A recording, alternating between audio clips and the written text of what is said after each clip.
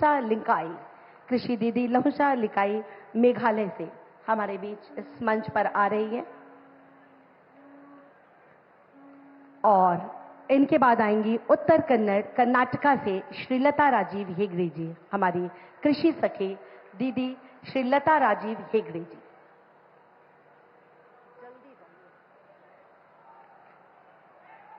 और इनके बाद हमारी अगली कृषि सखी दीदी हैं वाराणसी उत्तर प्रदेश से मीरा पाल। इन्हें ये पूर्णता प्रमाण पत्र प्रदान कर रहे हैं माननीय प्रधानमंत्री जी। और अब इसी के साथ मैं आप सबकी बहुत जोरदार तालियों के बीच युग दृष्टा, युग सृष्टा, युग निर्माता माननीय प्रधानमंत्री जी से अनुरोध करती हूं कि आज इस अवसर पर हम सबको अपना आशीर्वाद प्रदान करें, हमारा मार्ग प्रशस्त करें। माननीय प्रधानमंत्री जी।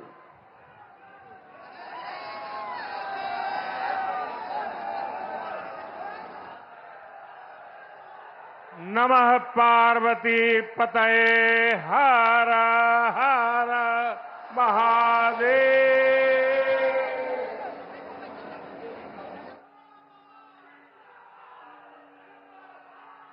उत्तर प्रदेश के राज्यपाल आनंदीबेन पटेल,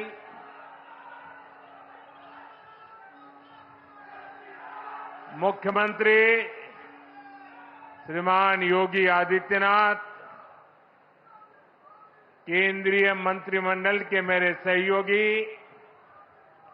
शिवराज सिंह चौहान, भागीरथ जी चौधरी, उत्तर प्रदेश के उप मुख्यमंत्री केशव प्रसाद मौर्य, ब्रजेश पाठक,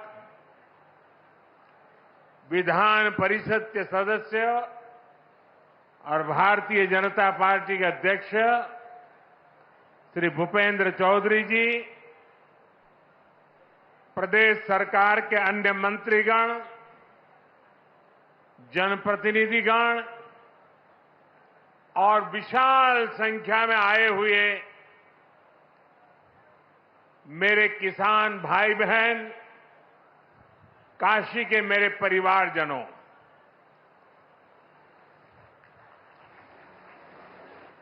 चुनाव जीतने के बाद आज हम पहली बार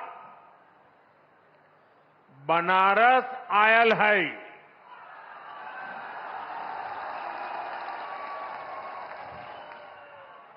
काशी के जनता जनार्दन के हमार प्रणाम।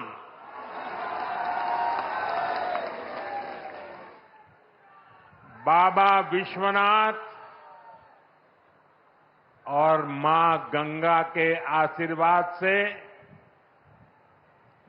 काशी वासियों के असीम स्नेह से मुझे तीसरी बार देश का प्रधान सेवक बनने का सौभाग्य मिला है। काशी के लोगों ने मुझे लगातार तीसरी बार अपना प्रतिनिधि चुनकर धन्य कर दिया है।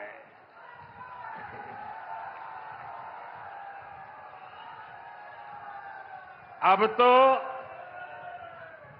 मां गंगा ने भी जैसे मुझे गोद ले लिया है, मैं यहीं का हो गया हूं। इतनी गर्मी के बावजूद आप सभी यहां बड़ी संख्या में आशीर्वाद देने आए और आपकी ये तपस्या देख करके सूर्य देवता भी थोड़ा ठंडक बरसाने लग गया। मैं आपका आभारी हूं, मैं आपका ऋणी हूं। साथियों, भारत में 18वीं लोकसभा के लिए हुआ ये चुनाव भारत के लोकतंत्र की विशालता को, भारत के लोकतंत्र के सामर्थ्य को, भारत के लोकतंत्र की व्यापकता को, भारत के लोकतंत्र की जड़ों की गहराई को दुनिया के सामने पूरे सामर्थ्य के साथ प्रस्तुत करता है। इस चुनाव में देश के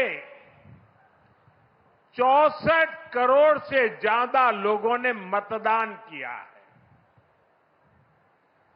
पूरी दुनिया में इससे बड़ा चुनाव कहीं और नहीं होता है,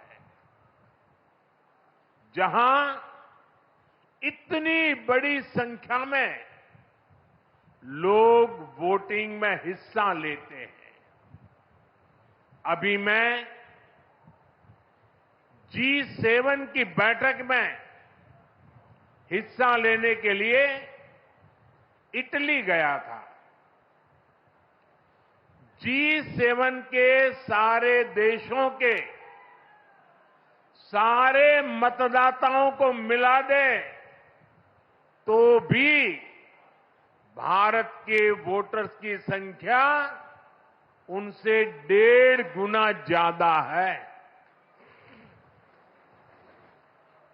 यूरोप के तमाम देशों को जोड़ दें, यूरोपियन यूनियन के सारे मतदाताओं को जोड़ दें तो भी भारत के वोटर्स की संख्या उनसे 2.5 गुना ज्यादा है। इस चुनाव में 31 करोड़ से ज्यादा महिलाओं ने हिस्सा लिया है। ये एक देश में महिला वोटर्स की संख्या के हिसाब से पूरी दुनिया में सबसे ज्यादा है। ये संख्या अमेरिका की पूरी आबादी के आसपास है। भारत के लोकतंत्र की यही खूबसूरती, यही ताकत पूरी दुनिया को आकर्षित भी करती है, प्रभावित भी करती है। मैं बनारस के हर मतदाता का भी लोकतंत्र के एक उत्सव को सफल बनाने के लिए आभार व्यक्त करता हूं। ये बनारस के लोगों के लिए भी गर्व की बात है। काशी के लोगों ने तो सिर्फ एमपी नहीं बल्कि तीसरी बार पीएम भी चुना है। इसलिए आप लोगों को तो डबल बधाई। साथियों, इस चुनाव में देश के लोगों ने जो जनादेश दिया है वो वाकई अभूतपूर्व है। इस जनादेश ने एक नया इतिहास रचा है। दुनिया के लोकतांत्रिक देशों में ऐसा बहुत कम ही देखा गया है कि कोई चुनी हुई सरकार लगातार तीसरी बार वापसी करे। लेकिन इस बार भारत की जनता ने ये भी करके दिखाया है। ऐसा भारत में 60 साल पहले हुआ था। तब से भारत में किसी सरकार ने इस तरह हैट्रिक नहीं लगाई थी। आपने ये सौभाग्य हमें दिया, अपने सेवक मोदी को दिया। भारत जैसे देश में जहां युवा आकांक्षा इतनी बड़ी है, जहां जनता के अथाह सपने हैं, वहां लोग अगर किसी सरकार को 10 साल के काम के बाद फिर सेवा का अवसर देते हैं तो ये बहुत बड़ी विक्ट्री है, बहुत बड़ा विजय है और बहुत बड़ा विश्वास है। आपका ये विश्वास मेरी बहुत बड़ी पूंजी है। आपका ये विश्वास मुझे लगातार आपकी सेवा के लिए देश को नई ऊंचाई पर पहुंचाने के लिए कड़ी मेहनत करने की प्रेरणा देता है।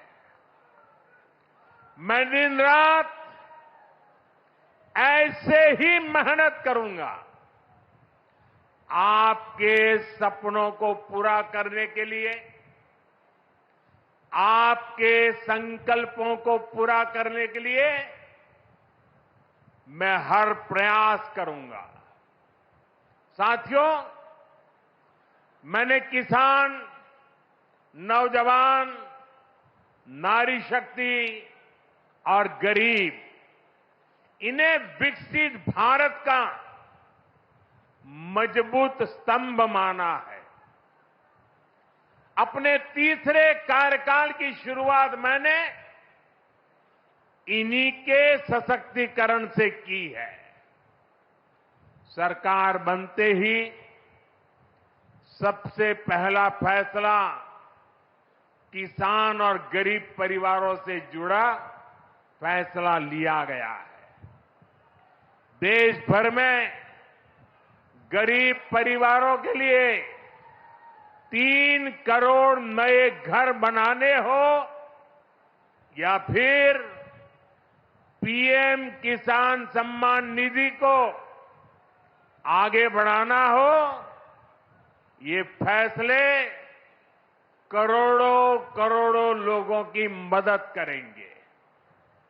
आज का ये कार्यक्रम भी विकसित भारत के इसी रास्ते को सशक्त करने वाला है।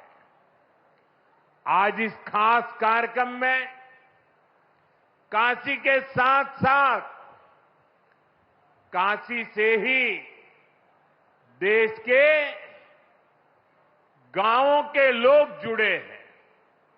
करोड़ों किसान हमारे साथ जुड़े हुए हैं और ये सारे हमारे किसान माताएं, भाई बहनें आज इस कार्यक्रम की शोभा बढ़ा रहे हैं। मैं अपनी काशी से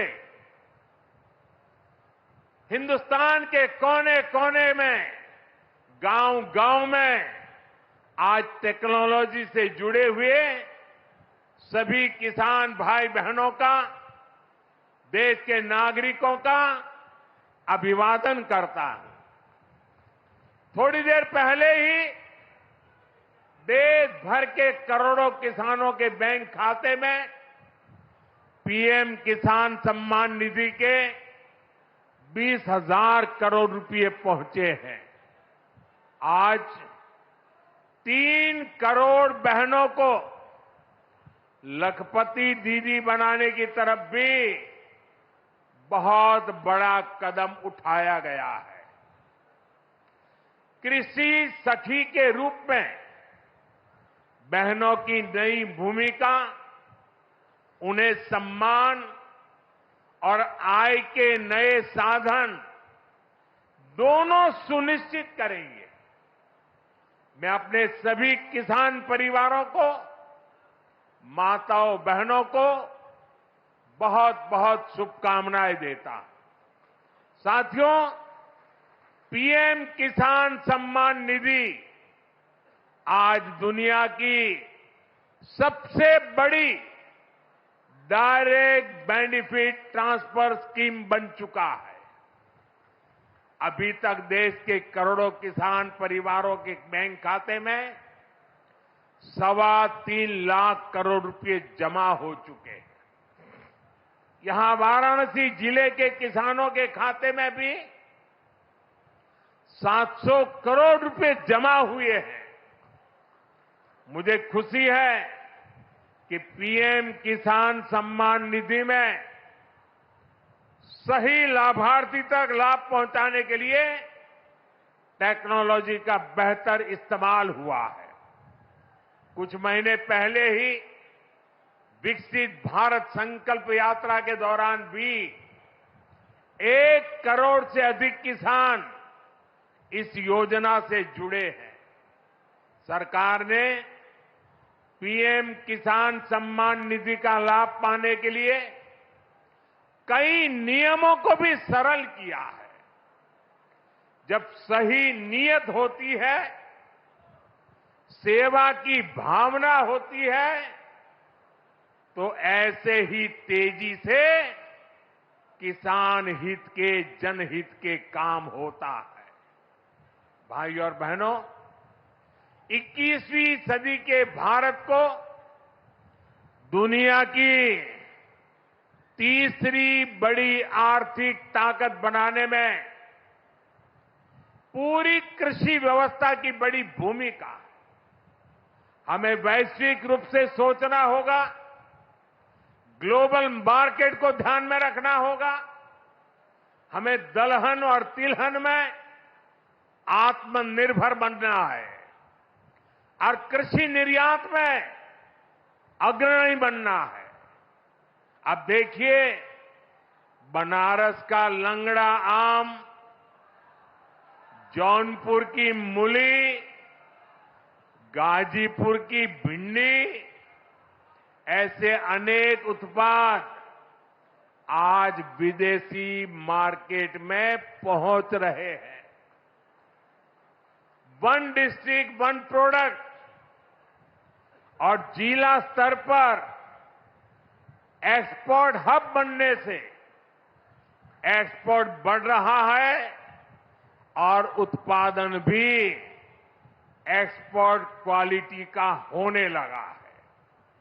अब हमें पैकेज फूड के ग्लोबल मार्केट में देश को नई ऊंचाई पर ले जाना है और मेरा तो सपना है कि दुनिया की हर डाइनिंग टेबल पर भारत का कोई न कोई खाद्यान्न या फूड प्रोडक्ट होना ही चाहिए।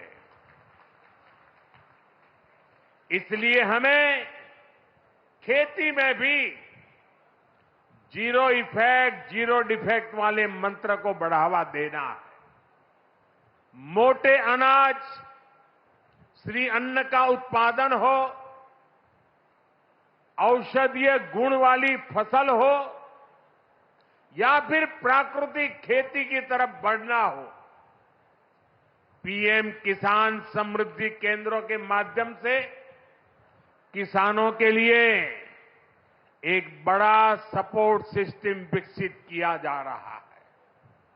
भाई और बहनों, यहां इतनी बड़ी संख्या में हमारी माताएं बहनें उपस्थित हैं।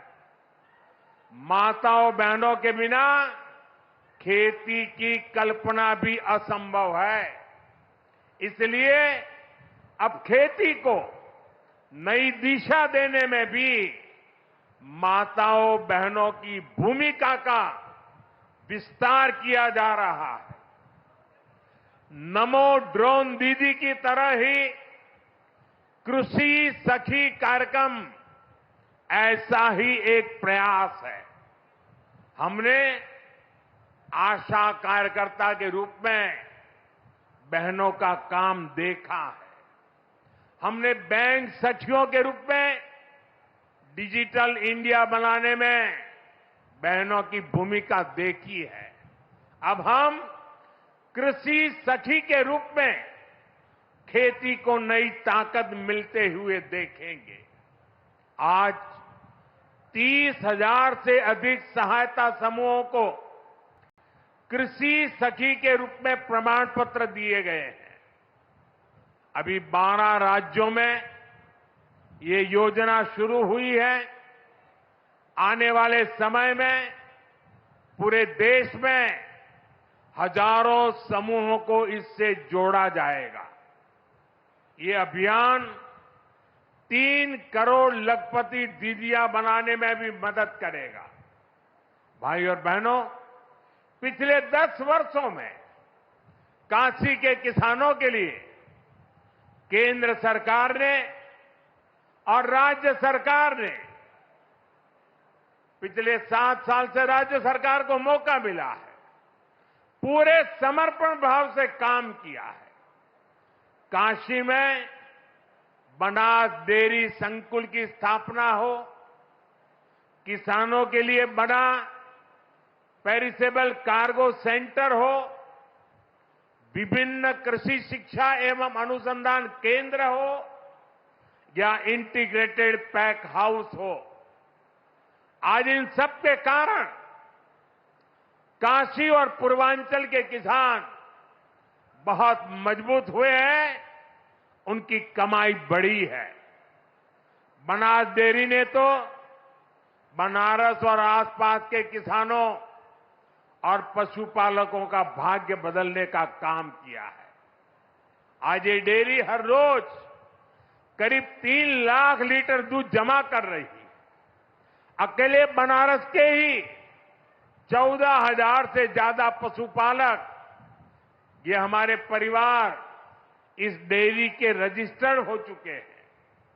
अब बनास डेयरी अगले 1-1.5 साल में काशी के ही 16,000 और पशुपालकों को अपने साथ जोड़ने जा रही है। बनास डेयरी आने के बाद बनारस के अनेकों दूध उत्पादकों की कमाई में भी 5 लाख रुपए तक की वृद्धि हुई है। हर साल किसानों को बोनस भी दिया जा रहा है। पिछले साल भी 100 करोड़ रुपए से ज्यादा का बोनस पशुपालकों के बैंक खाते में भेजा गया था। बनास डेयरी अच्छी नस्ल की गीर और साहिवाल गायों को भी किसानों को दे रही है। इससे भी उनकी आमदनी बढ़ी है। साथियों, बनारस में मछली पालकों की आय बढ़ाने के लिए भी हमारी सरकार लगातार काम कर रही है। पीएम मत्स्य संपदा योजना से सैकड़ों किसानों को लाभ हो रहा है।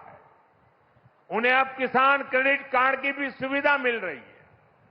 यहां पास में चंदौली में करीब 70 करोड़ की लागत से आधुनिक फिश मार्केट का निर्माण भी किया जा रहा है। इससे भी बनारस के मछली पालन से जुड़े किसानों को मदद मिलेगी।